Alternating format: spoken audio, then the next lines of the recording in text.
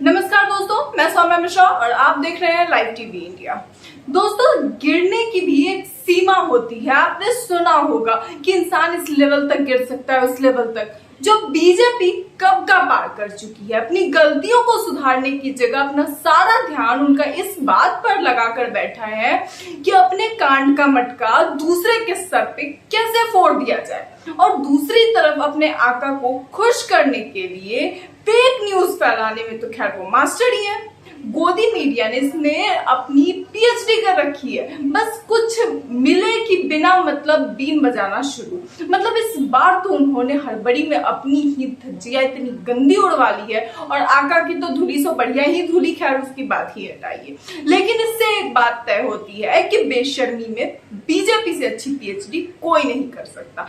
टक्कर ही नहीं है भैया पूरी नेता नगरी में। दोस्तों, आज एक अचानक खबर आई थी जिसने सबके होश उड़ा दिए, मगर कुछ ही देर बाद एक और खबर आई जिसने कारनामे में घी डाल दिया। और आखिर मैं ऐसा क्यों कह रही हूँ, ये आपको पूरी खबर जानने के बाद समझ में आ जाएगा। दोस्तों, दरअसल आज खबर आई कि ठीक मणिपुर में हुई महिलाओं के अपमान जैसी ही एक घटना पश्चिम बंगाल में भी हुई है।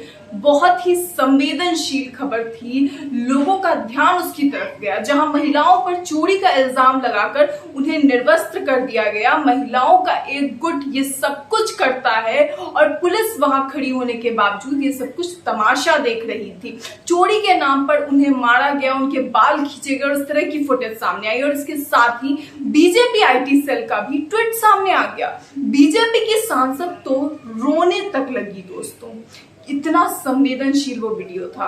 दोस्तों, दैनिक भास्कर की ये खबर देखिए। सबसे पहली नजर आप इसकी ओर डालिए, जहां पर लिखा गया है कि मणिपुर में 19 जुलाई को 2 महिलाओं को निर्वस्त्र कर गांव में घुमाने का वीडियो वायरल हुआ था। अब ऐसी ही एक घटना पश्चिम बंगाल के मालदा केस में से सामने आई है, जहां भीड़ ने 2 महिलाओं की पिटाई की। उसके बाद फिर उन्हें अर्धनग्न कर दिया गया। बीजेपी के आईटी सेल अमित मालवीय ने यह वीडियो सोशल मीडिया पर शेयर किया।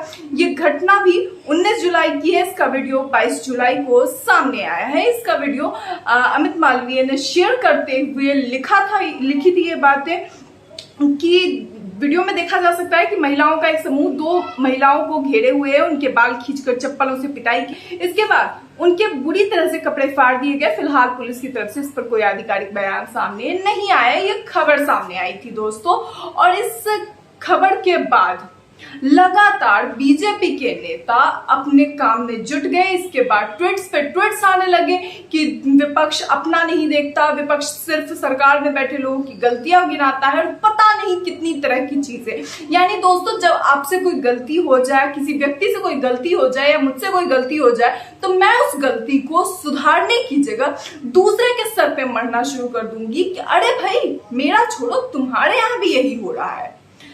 दोस्तों, इतने संवेदनशील मामले का मजाक बनाना सिर्फ बीजेपी ही ये हरकत कर सकती है। इस निचले स्तर तक गिर पाना हर किसी के बस का काम नहीं है, विपक्ष के बस का तो बिल्कुल भी नहीं है।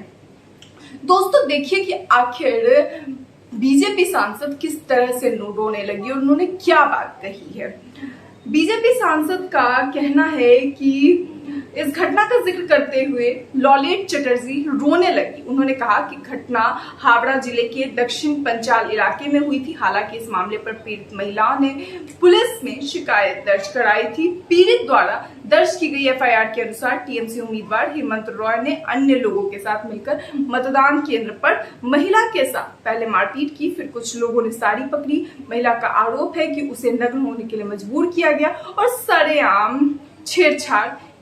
ये खबर सामने आई और जिसके बाद सांसद रोने लगी, ये कहते हुए कि वो भी एक महिला है, उनकी भी बेटियां हैं, और उन्होंने बहुत सी ऐसी चीजें कही जो सुनने वाले को बहुत ही संवेदनशील लगेगी और लोग उससे जुड़ जाएंगे। मगर दोस्तों, आश्चर्य इस बात का है कि कुछ ही देर बाद एक बड़ा खुलासा होता है जो बंगाल के डीजीपी करते हैं। बंगाल के डीजीपी ने यह खुलासा किया कि ऐसा कुछ भी नहीं हुआ है। ये फेक वीडियो है जो वायरल की जा रही है, जिसे वायरल करने में नेशनल मीडिया ने बखूबी अपना योगदान दिया है। और नेशनल मीडिया ने जिस तरह से इसे लगातार चारों ओर फैलाया, उसे देखते हुए ये सोच में पड़ गए लोग कि आखिर इतनी तेजी से मणिपुर की घटनाएं लोगों के सामने क्यों नहीं आई, मणिपुर की घटनाओं को सामने आने में इतना समय क्यों लग गया। क्या वो देश का अंग नहीं था? क्या सिर्फ और सिर्फ पश्चिम बंगाल के ही मामले जरूरी है, या फिर दूसरे जहां पर जहां पे बीजेपी की सरकार नहीं है वहीं के मामले इस तरह से खुलने चाहिए, बल्कि जहां पर बीजेपी की डबल इंजन की सरकार है वहां की खबरें खुलकर सामने आने की कोई जरूरत नहीं है। वहां की चीजें कितनी भी खराब हो जाए उस पर किसी ने मुंह नहीं खोलना है, लेकिन जब पश्चिम बंगाल की फेक न्यूज आती है उस पर मगरमच्छ के आंसू निकलने लगते हैं। क्या इन्होंने जब मणिपुर की घटना सामने आई थी तो इनके आंसू नहीं निकले? क्या स्मृति ईरानी के उस वक्त आंसू नहीं निकले थे कि उन्होंने कहा कि मैंने आदरणीय सीएम जी से बातचीत की है और वो इस पर हमारी बातचीत हुई है कि इस पर जल्द से जल्द संज्ञान लिया जाएगा।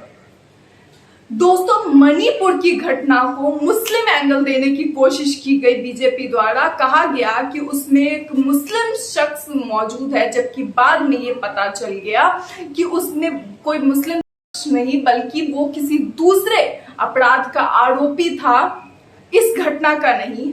और तब तक में इस खबर को भी नेशनल मीडिया ने इस लेवल पे पहुंचा दिया कि मणिपुर की घटना के आरोपियों में निकला एक मुस्लिम युवक।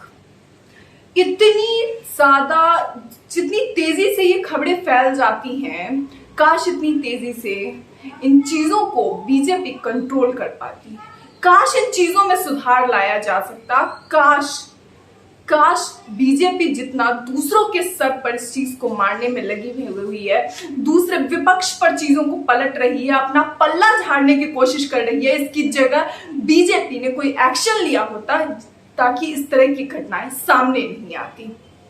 दोस्तों, आज लोगों को समझने की जरूरत है कि आखिर सच्चाई क्या है, क्या सामने दिखाया जा रहा है और किस तरह से मामले को पूरी तरीके से मोड़ने की कोशिश की जा रही है। ये सारी चीजें आज समझने की जरूरत है और समझने की जरूरत है कि आखिर अभी तक बीजेपी इतना सब कुछ होने के बावजूद सीजेआई ने इतनी गंदी फटकार लगाई सुप्रीम कोर्ट की ओर से।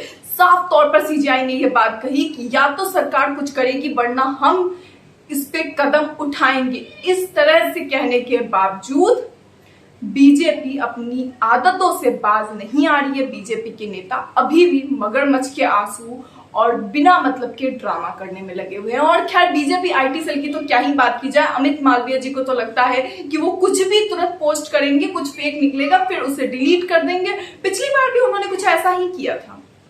हालांकि पिछली बार तो उन्होंने अपने ही नेता, अपने ही प्रधान सेवक, देश के प्रधान सेवक के लिए मुसीबत खड़ी कर दी थी। उन्होंने वीडियो ही पता नहीं ऐसा बनाकर डाल दिया, बताइए।